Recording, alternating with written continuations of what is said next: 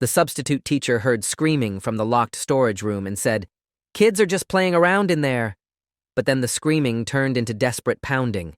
The screaming started during third period on a Thursday in February, echoing from the storage room at the back of our science classroom, while Mrs. Delacroix, our substitute teacher, was explaining the digestive system using outdated overhead transparencies. I was sitting in the second row next to my best friend Carson when the first scream cut through her lecture. It was high-pitched and terrified, the kind of sound that makes your stomach drop. Mrs. Delacroix paused mid-sentence, looked toward the storage room door, then smiled at us with that condescending patience substitute teachers use when they think students are testing them. "Kids are just playing around in there. Ignore it."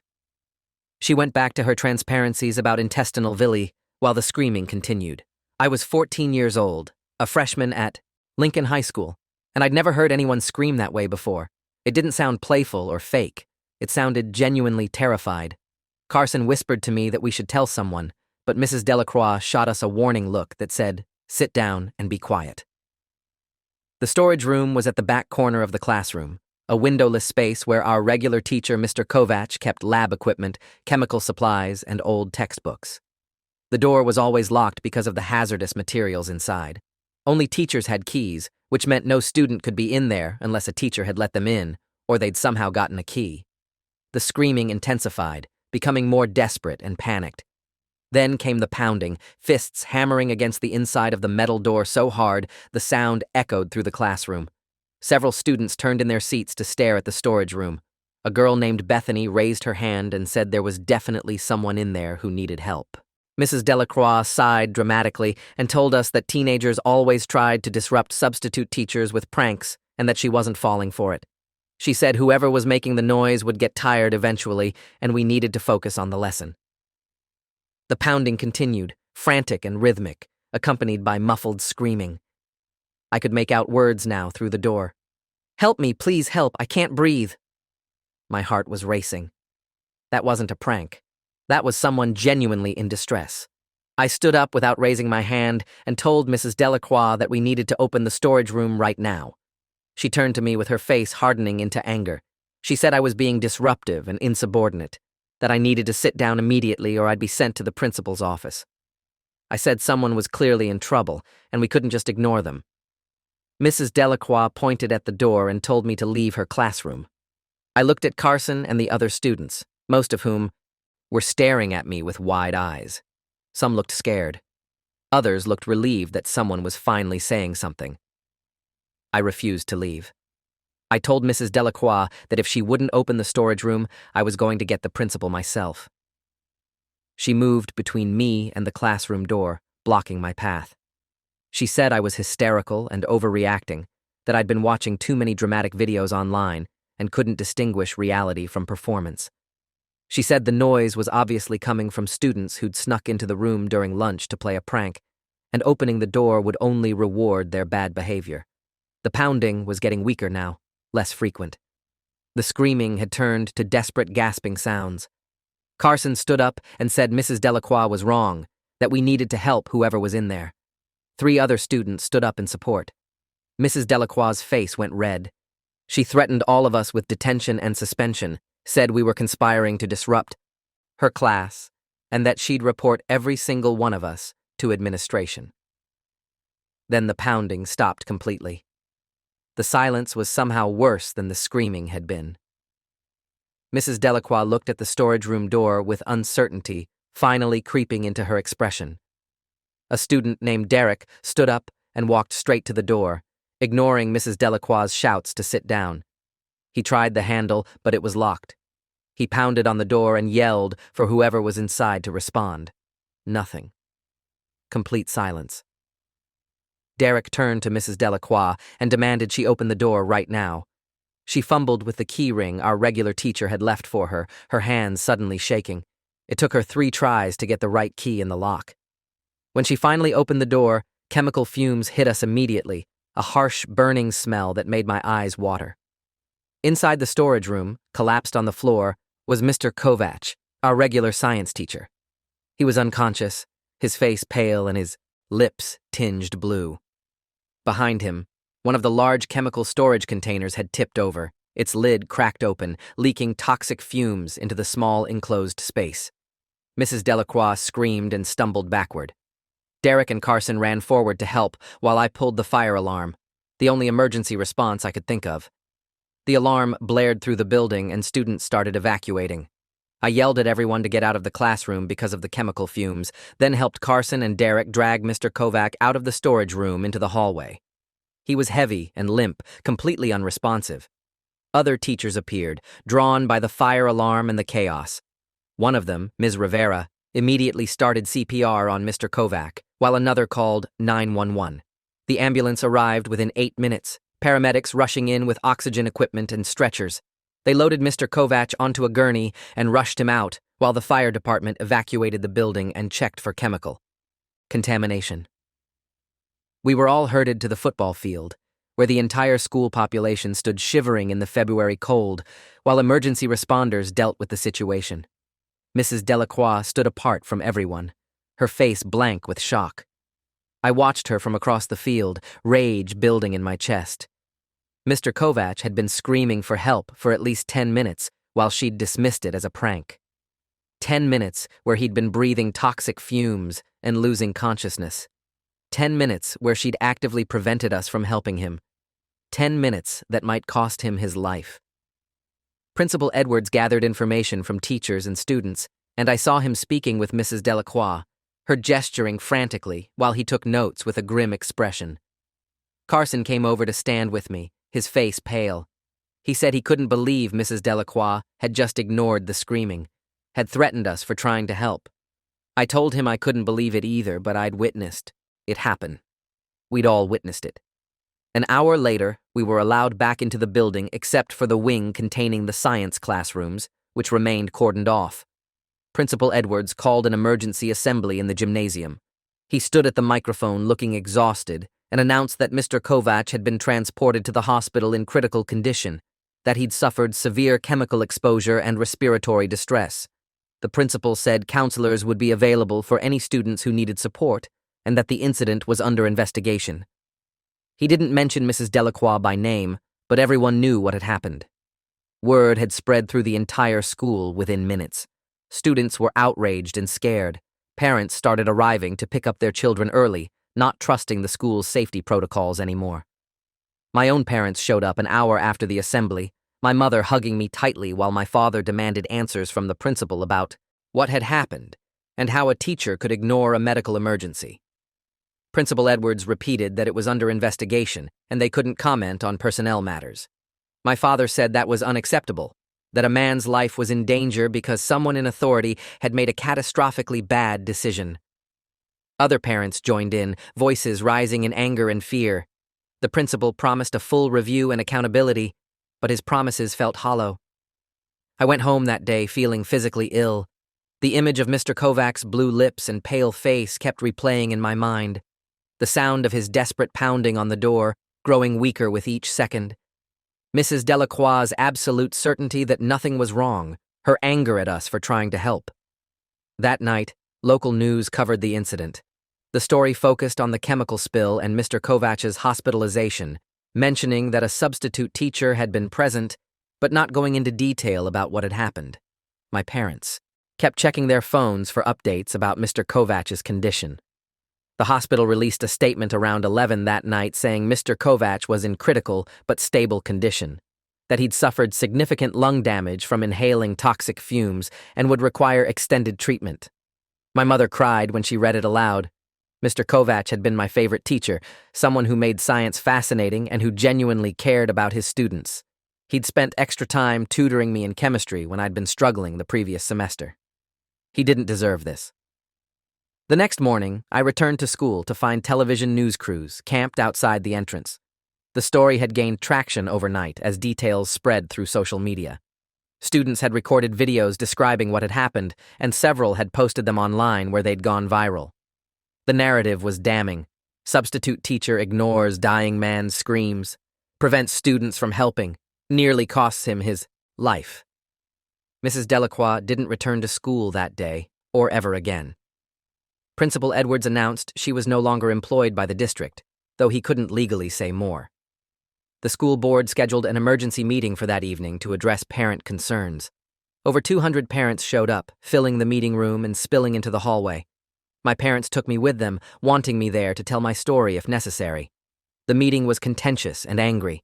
Parents demanded to know how someone so incompetent could have been hired as a substitute teacher, what vetting process had failed, what the school was doing to prevent similar incidents. The superintendent, Dr. Marilyn Foster, tried to control the meeting, but parents kept interrupting with questions and accusations. One father stood up and said his daughter had been in that classroom and would be traumatized for life, that the district was liable for the psychological damage. A mother said she was removing her children from Lincoln High immediately because she couldn't trust the staff to protect them. Another parent demanded to know why students had to pull the fire alarm themselves, why no teacher had taken charge of the emergency. Dr. Foster promised a comprehensive investigation, policy reviews, and changes to substitute teacher vetting procedures. She said the district took full responsibility for the incident and was working with their insurance to cover all of Mr. Kovatch's medical expenses. The promises sounded good, but felt insufficient. A man was fighting for his life in a hospital because someone had dismissed his desperate calls for help. No amount of policy review would undo that. The school board voted to hire an independent investigator to examine what had happened and make recommendations. They also voted to require all substitute teachers to complete emergency response training before being assigned to classrooms. Changes that should have been in place already, implemented only after tragedy struck. I was called to give my statement to the independent investigator 3 days later. Her name was Dr. Patricia Levine, a former school administrator who now specialized in educational safety investigations. She interviewed me in a private conference room with my parents present, recording everything on both audio and video. Dr. Levine asked me to describe exactly what had happened from the moment I first heard the screaming. I walked her through every detail: Mrs. Delacroix's immediate dismissal, her insistence it was a prank, her threats when we tried to help, the long, agonizing minutes while Mr. Kovatch suffered. Dr. Levine asked if Mrs. Delacroix had checked the storage room at any point before I pulled the fire alarm. I said no. She'd never even approached the door. Dr. Levine asked if any other adults had been in the classroom or nearby hallway. I said no. We'd been alone with her. She asked if I thought Mrs. Delacroix had genuinely believed it was a prank or if she'd known something was wrong and ignored it anyway. I said I couldn't read her mind, but her certainty had seemed absolute. Like she was completely convinced nothing was wrong, and we were all just being dramatic teenagers. That conviction had prevented her from doing the one thing that would have saved precious minutes: opening the door and checking. Dr. Levine interviewed 15 other students from that classroom over the following week. She also interviewed Mrs. Delacroix herself, though that interview was confidential. The investigation took 3 weeks to complete. During that time, Mr. Kovatch remained hospitalized. His lungs had been severely damaged by the toxic fumes, requiring oxygen support and extensive treatment. His family released occasional updates saying he was making slow progress but faced a long recovery. Several of my classmates started a fundraising campaign to help cover his medical expenses since his teacher's insurance had significant gaps. We raised over $30,000 through bake sales, car washes, and an online donation page that got shared widely. The investigation report was released in March, a damning document that systematically detailed every failure that had led to Mr. Kovatch's near-death experience. Dr. Levine found that Mrs. Delacroix had been hired through a substitute teacher service without proper background checks or training verification. She'd claimed on her application to have emergency response certification, but the agency had never verified those credentials. She actually had no such training. The report found that Mrs. Delacroix had violated multiple safety protocols by dismissing the screaming without investigation, by preventing students from checking on the source of distress, and by threatening disciplinary action against students trying to respond to an emergency. Dr. Levine concluded that Mrs. Delacroix's actions had directly contributed to Mr. Kovatch spending additional critical minutes in a toxic environment, resulting in injuries that could have been prevented or minimized with immediate response. The report also criticized the school's emergency procedures, noting that no alarm system existed inside the storage room, that chemical storage protocols were inadequate, and that teachers were not required to carry cell phones for emergency communication. Dr. Levine made 17 specific recommendations for policy changes, ranging from improved substitute teacher vetting to mandatory emergency response training to better chemical storage systems. The school board voted to implement all 17 recommendations immediately. They also voted to terminate their contract with the substitute teacher service that had provided Mrs. Delacroix, citing negligent hiring practices. Mr. Kovatch filed a lawsuit 3 months later against Mrs. Delacroix, the substitute teacher service, and the school district, seeking damages for his medical expenses, lost income, and permanent lung damage.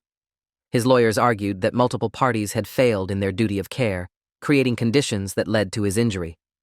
The lawsuit detailed how Mrs. Delacroix's negligence had extended his exposure to toxic chemicals by approximately 10 minutes, time that made the difference between temporary respiratory distress and permanent disability. Medical experts testified that if he'd been removed from the storage room within the first 2 minutes of exposure, his injuries would have been minimal.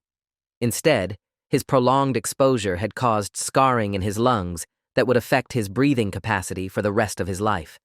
The substitute teacher service settled quickly for an undisclosed amount, not wanting the bad publicity of a trial. The school district fought the lawsuit initially, arguing they couldn't have foreseen Mrs. Delacroix's actions, but eventually settled after damaging internal emails were discovered during discovery. The emails showed that the district had received complaints about inadequate substitute teacher training before the incident, but had taken no action due to budget concerns. Mr. Kovatch's lawyers used those emails to argue systemic negligence. The settlement was reportedly in the 7-figure range, enough to cover Mr. Kovatch's medical expenses and provide financial security, given that he'd never be able to return to full-time teaching. Mrs. Delacroix was criminally charged with reckless endangerment and willful neglect. The district attorney argued that her deliberate refusal to check on someone screaming for help, combined with her prevention of others from helping, constituted criminal negligence. Her defense attorney argued that she'd made an error in judgment under stressful circumstances, that she genuinely believed students were playing a prank, and that criminalizing mistakes made by educators would have chilling effects on the profession. The trial lasted 2 weeks. I testified as a prosecution witness, describing what I'd witnessed in detail. Carson testified. Derek testified. 12 other students testified. All of us described the same thing: prolonged screaming and pounding that clearly indicated genuine distress, Mrs. Delacroix's dismissiveness and threats, the agonizing delay before anyone was allowed to help. The prosecution played audio that Derek had recorded on his phone, capturing the final minutes of Mr. Kovatch's desperate calls for help and Mrs. Delacroix telling us to ignore it. The recording was devastating. You could hear the genuine terror in Mr. Kovatch's voice, the weakness as his calls got quieter. You could hear Mrs. Delacroix's condescending tone as she insisted it was just kids playing around. The jury heard that recording and several members were visibly emotional. Mrs. Delacroix testified in her own defense, claiming she'd been overwhelmed by the chaos of substitute teaching, that the school had given her inadequate instructions, that she'd been managing 30 students in an unfamiliar classroom and had made a split-second decision that turned out to be wrong. She said she'd never meant for anyone to get hurt, that she'd truly believed it was students playing a prank because that had happened to her at previous schools. Her testimony felt hollow because the recordings proved it hadn't been a split-second decision. It had been 10 minutes of sustained dismissal, despite escalating evidence. The jury deliberated for 6 hours and found Mrs. Delacroix guilty of reckless endangerment.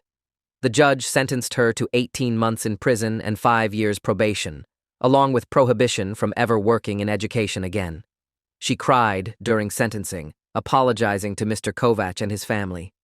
Mr. Kovatch sat in the courtroom gallery and showed no reaction. His expression was tired and empty, the face of someone who'd lost something irreplaceable. After the trial, Mr. Kovatch tried to return to teaching. He made it through 1 semester before, admitting he couldn't do it anymore. His lung capacity had been permanently reduced, meaning he got winded easily and couldn't stand for long periods. More significantly, he'd developed severe anxiety about enclosed spaces and couldn't enter the science lab storage rooms without having panic attacks.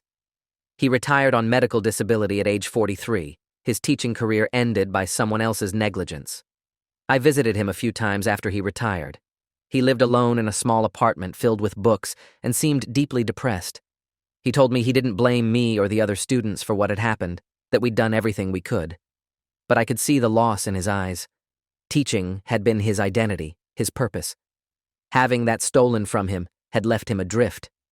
The incident changed how I saw authority figures and institutions. I'd been raised to respect teachers, to trust that adults in positions of responsibility would make good decisions. Mrs. Delacroix had shattered that assumption. She'd had clear evidence that someone needed help and had chosen to dismiss it because acknowledging it would have required her to act, to take responsibility, to admit uncertainty. Her ego and convenience had been more important than someone's life. The school district's failures were equally revealing. They'd cut corners on substitute teacher vetting to save money, had ignored complaints about training inadequacies, had prioritized budget concerns over student and staff safety. Only after someone nearly died did they implement the policies that should have been standard from the beginning.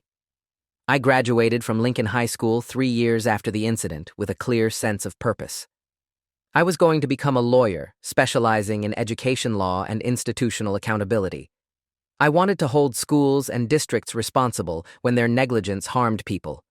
I wanted to prevent other Mr. Kovatch from having their lives destroyed by institutional indifference. I attended college on a scholarship funded partially by donations from parents who'd been outraged by what happened. I majored in political science and pre-law, spending my summers interning at education advocacy organizations. I went to law school at age 22 and graduated at 25, passing the bar exam on my first attempt. My first job was with a nonprofit legal organization that represented families in cases against schools and districts. I worked on cases involving inadequate safety measures, negligent supervision, and institutional failures to protect students and staff. Every case reminded me of Mr. Kovatch, of how easily lives could be destroyed when the people in charge prioritized convenience over care. I represented a family whose child had suffered a severe allergic reaction because a substitute teacher had ignored the emergency allergy plan on file. The teacher had thought the child was exaggerating for attention and had delayed administering the EpiPen by crucial minutes. The child survived, but suffered permanent brain damage from oxygen deprivation. We won a substantial settlement, and the teacher lost her license. I represented a teacher who'd been assaulted by a student with a known history of violence. The school had assigned that student to her classroom, despite multiple warnings from previous teachers and counselors.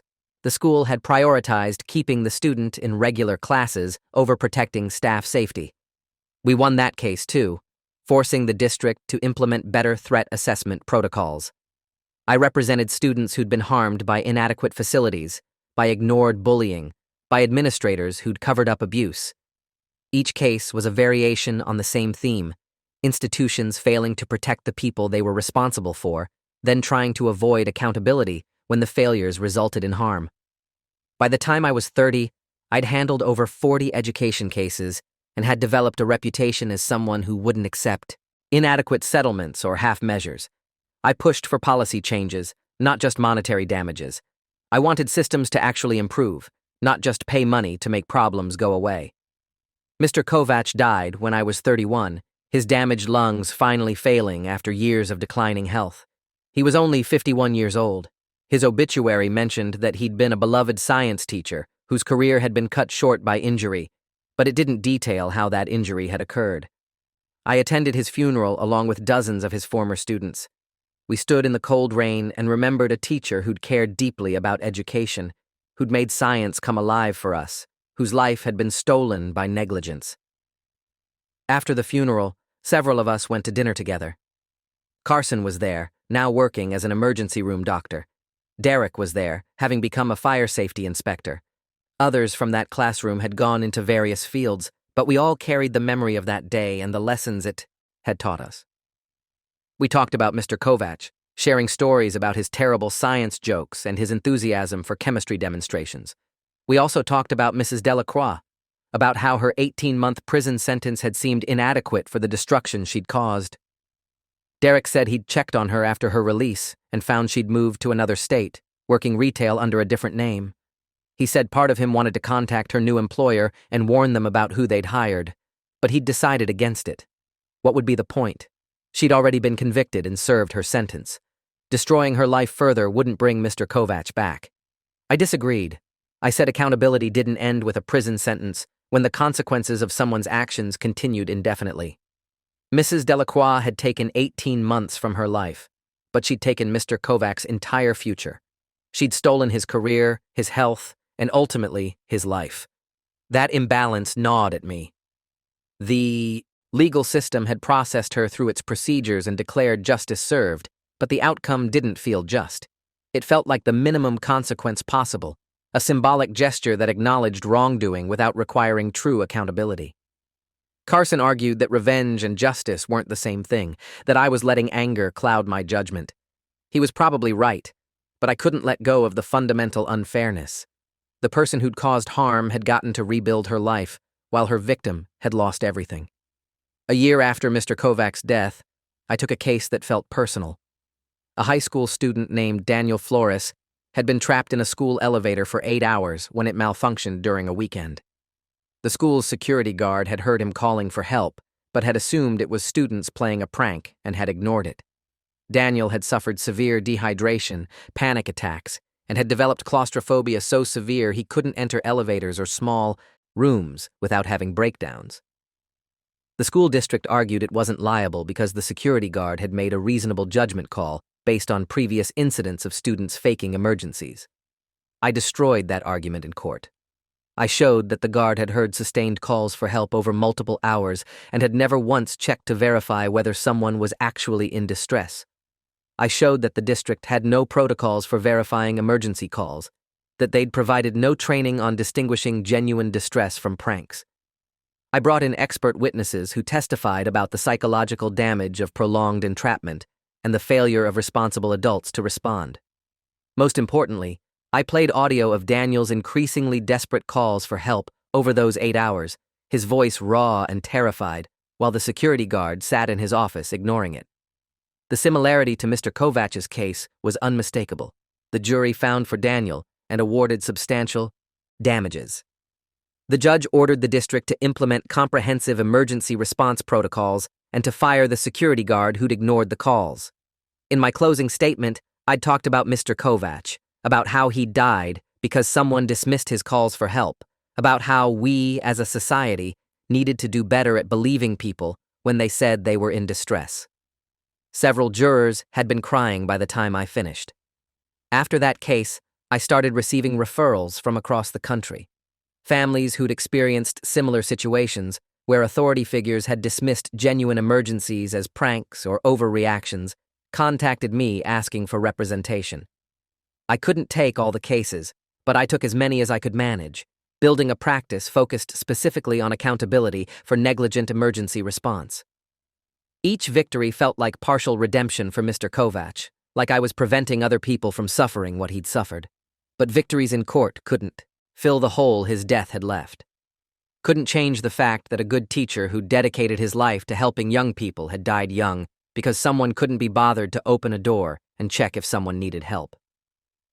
On the 10th anniversary of the incident, Lincoln High School held a memorial ceremony for Mr. Kovatch. They'd installed a plaque outside the renovated science wing, dedicating it to his memory and listing the new safety protocols that had been implemented after his death. I attended the ceremony along with Carson, Derek, and several other students who'd been in that classroom. Principal Edwards, now retired, gave a speech about learning from tragedy and turning loss into positive change. I didn't find the speech particularly comforting. The changes were good and necessary, but they'd come too late for Mr. Kovatch. After the ceremony, I stood alone looking at the plaque. It listed his name, his years of service, and a quote he'd often used in class. Science is asking questions and having the courage to seek answers. The irony was bitter. He'd been screaming questions, desperately seeking help, and the person in authority had refused to listen. The memorial felt performative, the school district trying to burnish its image by honoring someone it had failed to protect. I was still standing there when a young woman approached me. She introduced herself as Lydia Kovatch, Mr. Kovatch's daughter. She'd been in college when he died and had finished her degree in education despite everything. She said she was now a high school science teacher at a different school, carrying on her father's work. She thanked me for attending the memorial and for the legal work I'd done holding schools accountable. She said her father would have been proud of what I'd become, that he'd always believed his students would go on to make the world better. We talked for an hour about her father, about the lawsuit and trial, about the changes that had followed. Lydia said the settlement money had helped her mother and her get through the difficult years after his death, but the real value had been the acknowledgement that what happened to him was wrong and preventable.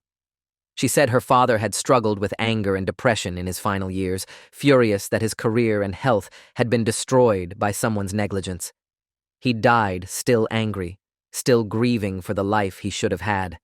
That anger had transferred to Lydia, fueling her determination to be a better teacher, to create safer classrooms, to never dismiss when a student said something was wrong. She'd made her own students memorize emergency procedures, had installed multiple safety features in her classroom, had drilled into them that if something felt dangerous, they should trust their instincts and get help immediately. Before Lydia left, she gave me something her father had written in his final months. It was a letter addressed to the students who tried to save me. He wrote that he didn't blame us for what happened, that we'd done everything we could despite an authority figure actively preventing us from helping. He wrote that the real lesson of that day wasn't about chemistry or emergency response, but about trusting your own judgment even when adults tell you you're wrong. He wrote that obedience to authority was important, but not when authority was clearly making a harmful decision. He wrote that he hoped we'd grow up to be people who questioned, who challenged, who refused to stay silent when we witnessed injustice. Reading that letter broke something open in me.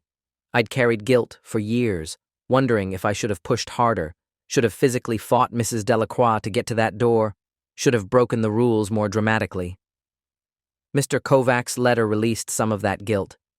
He'd understood that we were kids in an impossible situation, that we'd done what we could within the constraints of our age and the power dynamics in that room. The real responsibility lay with the adult who'd had the authority and the keys and who'd chosen not to use them. I framed that letter and hung it in my office, a reminder of why I did this work. Over the following years, I continued representing families and individuals harmed by institutional negligence. I won cases, changed policies, held people accountable. But the work never felt like enough because Mr. Kovatch was still dead, Lydia had still grown up without her father, and countless other people were still being harmed by systems that prioritized convenience over care. When I was 38, I was invited to speak at a national education safety conference about lessons learned from high-profile negligence cases. I stood at the podium in front of hundreds of school administrators and safety officials and told Mr. Kovatch's story in detail.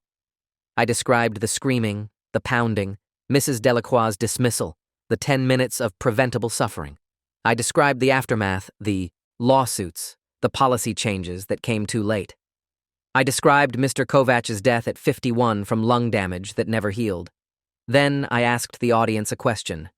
How many of them worked in schools that still had inadequate emergency protocols? How many employed substitute teachers who hadn't received comprehensive safety training? How many had policies that prioritized minimizing disruption over investigating potential emergencies? Nearly half the room raised their hands. I told them they were setting themselves up for their own version of what happened to Mr. Kovatch. That budget concerns and administrative convenience weren't worth a human life.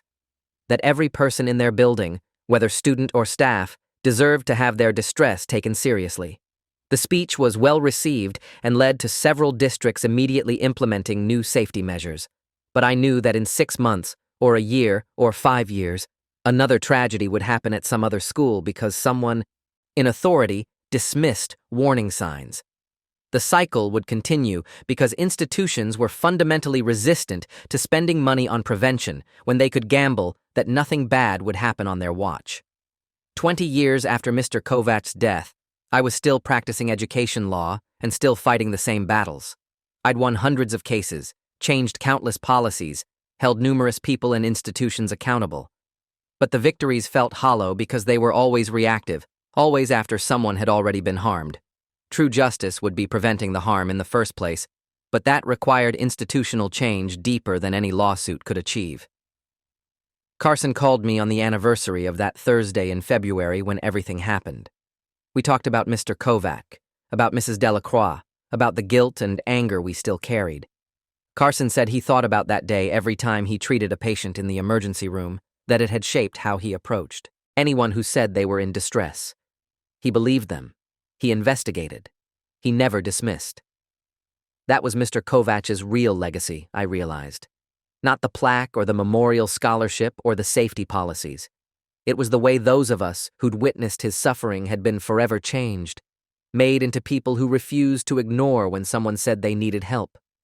We'd become the adults we wished had been in that room that day, the ones who would have opened the door immediately, who would have trusted our instincts over our convenience, who would have prioritized a human life over administrative hassle.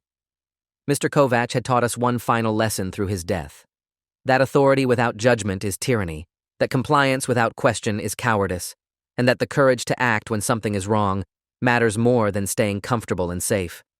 23 years after a substitute teacher dismissed desperate screaming as kids playing around, I still carry that lesson with me. Every day, still fight to hold negligent authorities accountable, still refuse to accept that tragedy is inevitable when someone chooses not to care. If you enjoyed this, you'll definitely want to see the next ones too. So subscribe now and let me know your take in the comments.